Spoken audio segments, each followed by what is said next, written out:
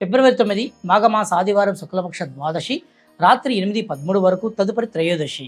ఆరుద్ర నక్షత్రం సాయంత్రం 6:56 వరకు, తదుపరి పునర్వసు నక్షత్రం. దుర్ముహూర్తం సాయంత్రం 4:23 నుండి 5:08 మధ్య కలదు.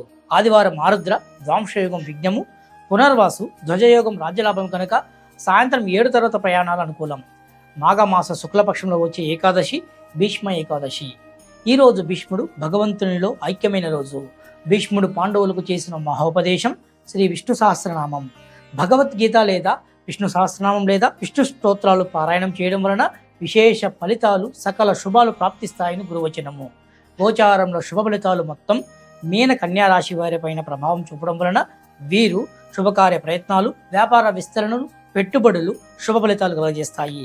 మరింత శుభలాభాలు కలగడానికి ఇతరుల పెళ్లి విషయాల్లో సహాయం చేయడం లేదా బొట్టు దానం చేయడం వలన అద్భుతమైన యోగాలు సిద్ధిస్తాయి. జై శ్రీరామ్.